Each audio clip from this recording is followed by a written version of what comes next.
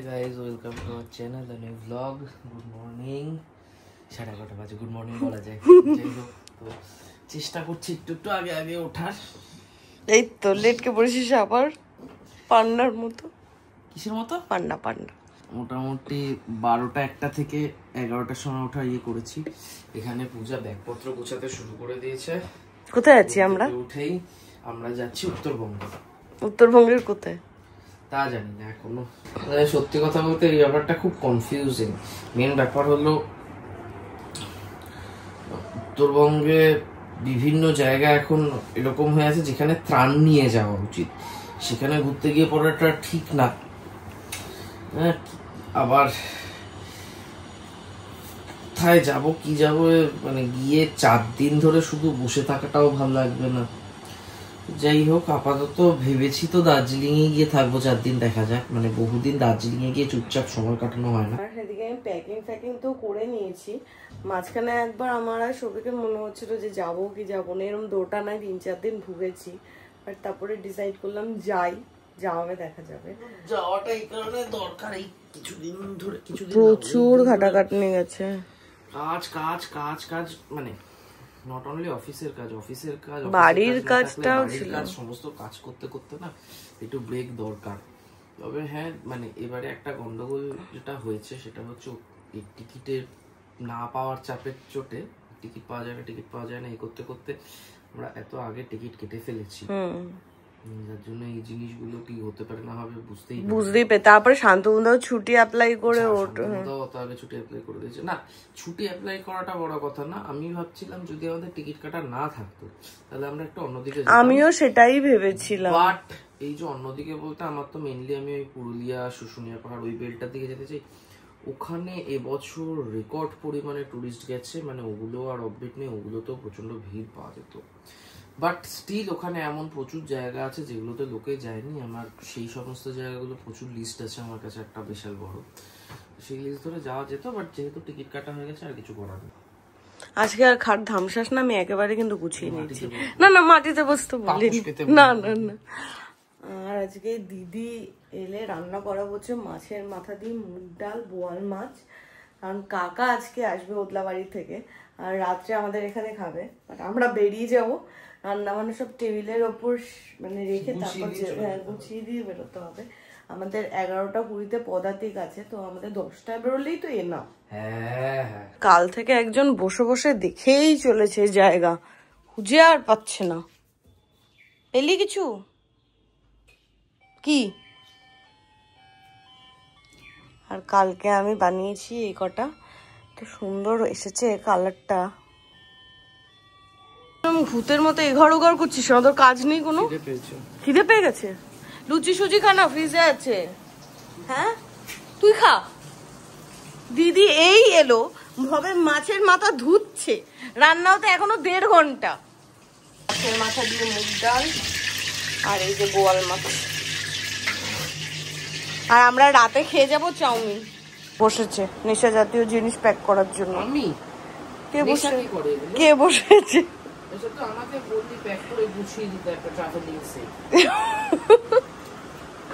এই জায়গাটা শান্তনুদা গোছানোর পরে আমরা আর কিছু বুঝতেই পারি না এখন। এখানে যাওয়ার জন্য কত রকমের প্রিপারেশন হচ্ছে। হ্যাঁ, এক একজনের ঘড়িতে এক একটা। এটা শান্তনুদার ঘড়ি, না হলে তো বুঝবো না। তুই রাখ, আমি দেখছি। হ্যাঁ, আর আমার এডিট করা চলছে। পুজোতেই যে ছুটি কাটিয়েছি তার জন্য আমার এখন চলছে। All the best.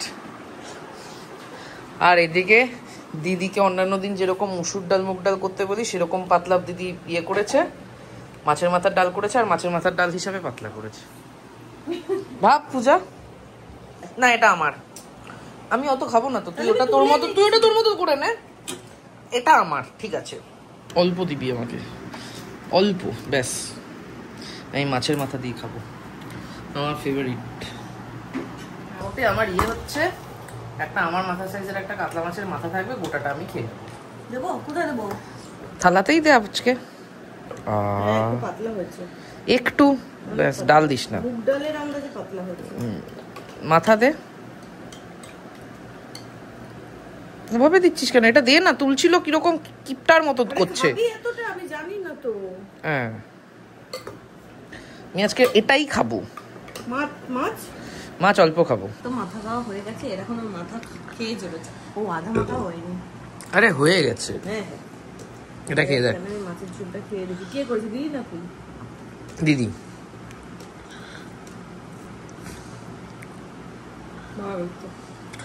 দিদিকে বলেছি এই যে করে নিলে এটা মনে রেখো। I know. নর্থ বেঙ্গলে টিকিট কেটেছি আমি অনেক দিন আগে, মানে যেদিনকে খুলেছি টিকিট সেদিনকেই কেটেছি, 2-2.5 মাস হয়ে গেছে। তো যাই হোক, কিন্তু ওদিকে সিচুয়েশন তো খুব একটা ভালো না, সেটা নিয়ে আমি একটু টেনশনে আছি যে কি হবে কি না হবে। তাই জন্যই কোনোরকম কিছু বুকিং করিনি। বাট যদি দার্জিলিংয়ের রাস্তা ঠিক থাকে তাহলে ভাবছি 4 দিন দার্জিলিংয়ে গিয়ে রিল্যাক্স করে চলে আসবো। বাট যাওয়াটা যেমন আনন্দের সবসময় হয়, মানে কোথাও যাচ্ছি খুব ভালো লাগে, বাট এইবারে যাওয়াটা নিয়ে যেমন আনন্দ আছে তার সাথে একটু টেনশনও আছে ওয়েদার নিয়ে। মানে ফিঙ্গার ক্রস যেন ভালোভাবে গিয়ে ভালোভাবে ঘুরে ফিরে আসতে পারি। ফ্লিপকার্টের ডেলিভারি নিয়ে এত প্রবলেম হচ্ছে। আমি ফোন করে দিচ্ছি, আবার পাচ্ছিস না? না, ঘন্টা ধরে গত 1 ঘন্টা ধরে বলে চলেছে ফ্লিপকার্টে হচ্ছে না। তারপর এখন গিয়ে বলছে ওর মধ্যে নাকি টেকনিক্যাল গ্লিচ এসেছিল। তোর টেকনিক্যাল গ্লিচ এটা কি করে ফ্লিপকার্টের ফল্ট হয়? আমিও তুতলে যাচ্ছি তোর পাল্লায় পড়ে। যাই হোক, তো এইমাত্র কথা বললাম ফ্লিপকার্টের যে ডেলিভারিটা আসার কথা ছিল, খুব সম্ভবত রাজস্বী গিফট আসছে না? রাজস্বী গিফট আসবে, ওটা এলে তারপরে রাজু ভাইতে দিতে যাবো, মাকে এটা হ্যান্ডওভার করতে যাবো, মার সাথে দেখা করতে যাবো। ওই সময় গেছিল ঘুরতে, এখন আমরা যাচ্ছি ঘুরতে। ঠিক আছে, তুই আর কাজ করবি। আমার কাজ নেই, আমি কাজ করিও না, আমি চিলি থাকি সারাক্ষণ। তোদের মতো সারাক্ষণ কাজ কাজ কাজ নিয়ে আমি পড়ে থাকি না। বুঝলাম। তুই উঠবি কখন? হ্যাঁ, উঠবি 11টা বাজে, 9টার সময় উঠলেও হবে না? কাজ আছে, বেরোতে হবে। মার সাথে দেখা করতে যাবো, রাজস্বীর সাথে দেখা করতে যাবো। বাবা, দুপুর থেকে ওয়েট করে করে এই সবে রাজুর গিফটটা এসেছে।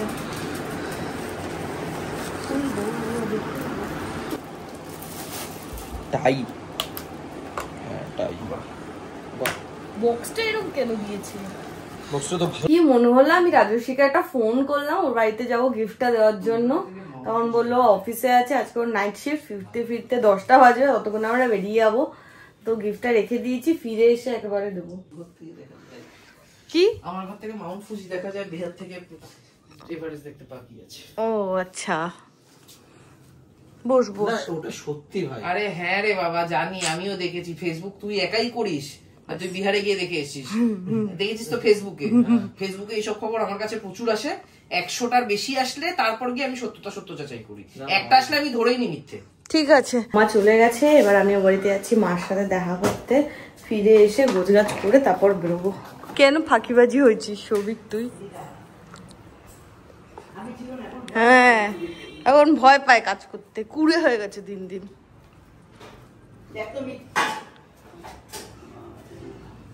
কত দূর থেকে তার লাগিয়েছো? এটা চলে না কেন? ঘুরে যা।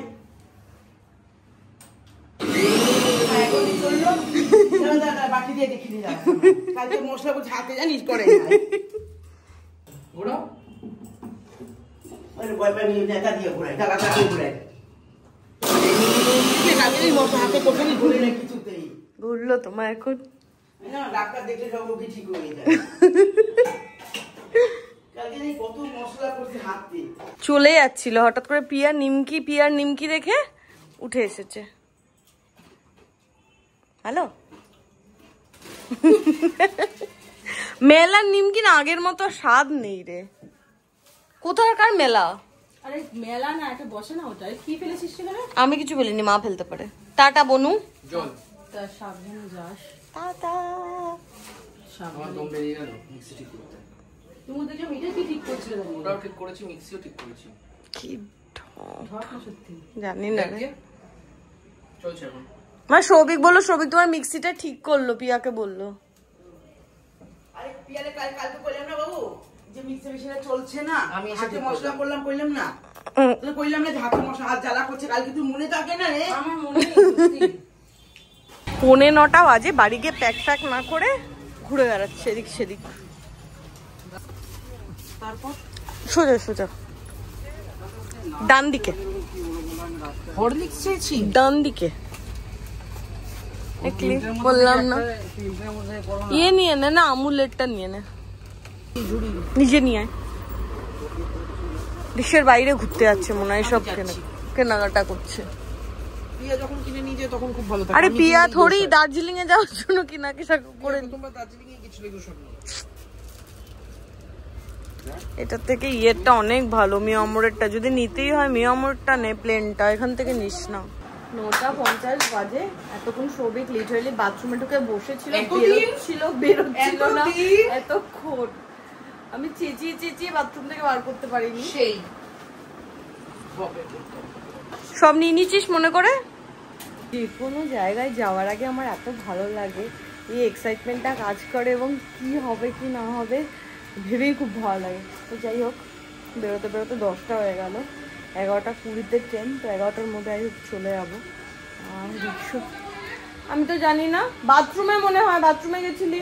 আর আমাদের বাড়ি থেকে শিয়ালদা যাওয়ার সব থেকে বেস্ট ওয়ে আউট হচ্ছে হলো ট্রেন। হাওড়া গেলে তাও আমরা ক্যাব ট্যাব করি, বাট শিয়ালদা গেলে কখনোই আমরা ক্যাব করি না। কারণ একবার ট্রেনে বসে গেলে, আর এই রাতে ট্রেন ফাঁকাই থাকে, বসে গেলে 35 মিনিট to 40 মিনিটস লাগে, তো কোনো ব্যাপার না, আরামসে শিয়ালদা পৌঁছে যাওয়া যায়। এরকম ফাঁকা প্ল্যাটফর্ম আমি কম দেখেছি। পদা দিকে তো যাওয়া হয় না, পদা দিকে যাওয়া যাচ্ছে, দার্জিলিং মেলে আর যাওয়া হচ্ছে না আমাদের। টিকিট ছিল না, পদা থেকে অনেক কষ্ট করে টিকিট পেয়েছিলাম। দুটো স্টপেজ এক্সট্রা, এক হচ্ছে ডালখোলা আর এক হচ্ছে শামসি নাকি। হ্যাঁ শামসি, পুরো স্টেশন ফাঁকা, অলমোস্ট ফাঁকা। আবার পুজো করবি, লক্ষ্মী পুজো? তারা ভূত শুদ্ধি এই তো 20 পাতায়। সবিক আর আমি ভূত শুদ্ধি নিতে পারছি না। 20 পাতা বললি তো, তুই তো থাম না। 17, 18, 19, 20। অনেক বড় ভূত শুদ্ধি, এটা তুই আরোই পড়তে পারবি না, ছেড়ে দে। ভূত শুদ্ধি আমাদের নেই।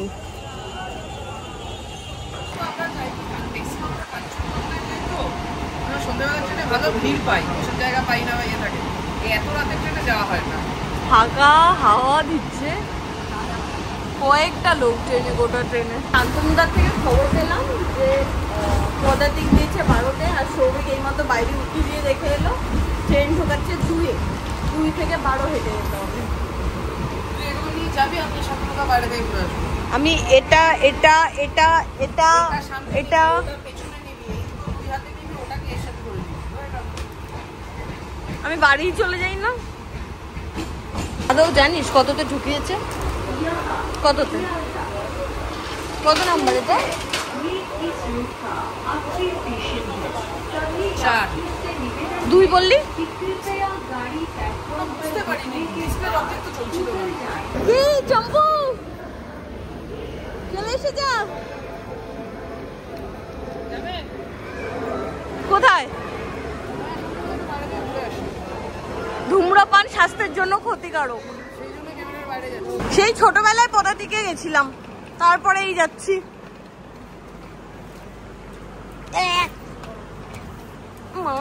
উল্টে যাচ্ছিলাম। এবার আমরা এত বাজে বাজে সিট পেয়েছি, একটা মিডিল, একটা আপার আর একটা সাইড আপার। না সাইড আপারে বসে যেতে পারতি, ওই জন্য বললাম ওখানে বসে খেতে পারতি। ডিম পাউরুটি এসেছে। হ্যাঁ হ্যাঁ তুই খা, আমরা খাবো। কাগজ ছিচ্ছিস কেন?